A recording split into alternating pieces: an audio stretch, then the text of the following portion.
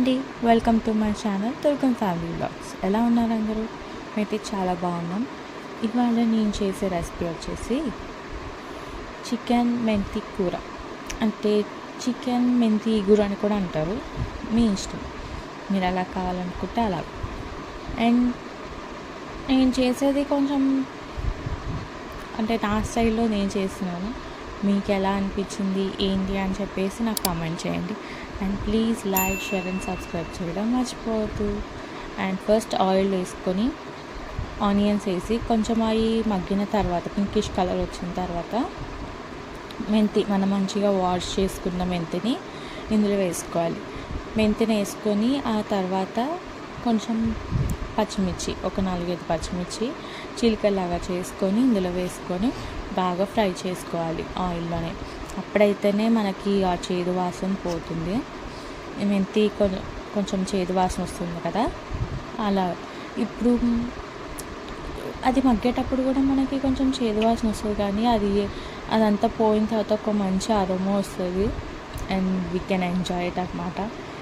And ఇప్పుడు ఆ తర్వాత మంచిగా నేను ముందే మ్యారినేట్ చేసుకున్నాను చికెన్ని. ఫస్ట్ 2-3 టైమ్స్ మంచిగా కడుక్కొని ఉప్పు, కారం, అల్లం వెల్లిగడ్డ పేస్ట్, పసుపు అన్నీ వేసి మ్యారినేట్ చేసి పెట్టుకున్నాను ఈ చికెన్ని. దాన్ని ఇప్పుడు ఇందులో వేసేసుకొని మంచిగా కలుపుకున్నాం. ఇప్పుడు చికెన్ వేసుకున్నాం కదా, మంచిగా మిక్స్ చేసుకొని లిడ్ పెట్టుకొని కుక్ అవనిద్దాము. ఈ చికెన్లో నుంచి వచ్చిన వాటర్ మొత్తం ఎగిరిపోయి నూనె పైకి తేలేంత వరకు మనం కుక్ చేసుకోవాలి. వాటర్ ఎగిరిపోయి నూనె పైకి తేలిన తర్వాత చికెన్ ఇలా అయింది. ఇలా అయితేనే మనకి ఇంకొక మంచి టేస్ట్ వస్తుంది. ఇప్పుడు ఒక 2 టమాటాలని మిక్సీ చేసుకొని ప్యూరీలాగా, మీరు కావాలంటే టమాటాని క్యూబ్స్లా చేసుకొని వేసుకోవచ్చు. నాకు ఇలా ఇష్టమని మేము ఇలా ట్రై చేస్తున్నాం.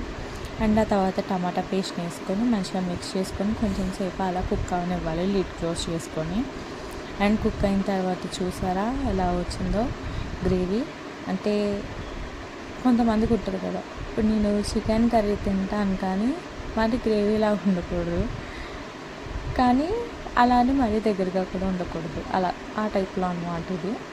చికెన్ ఇలా దగ్గర పట్టిన తర్వాత మనం మంచిగా వాష్ చేసుకొని కట్ చేసుకున్న కొత్తిమీరని ఇందులో వేసుకొని ఒకసారి అలా కలుపుకొని ఇంకా తర్వాత ఆఫ్ చేసుకొని సర్వ్ చేసుకొని మంచి బగారా రైస్తో కానీ, నాన్తో కానీ, పుల్కాతో కానీ, లేకపోతే వేడివేడి అన్నంతో కానీ సూపర్ ఉంటుంది. మీరు కూడా ట్రై చేసేయండి.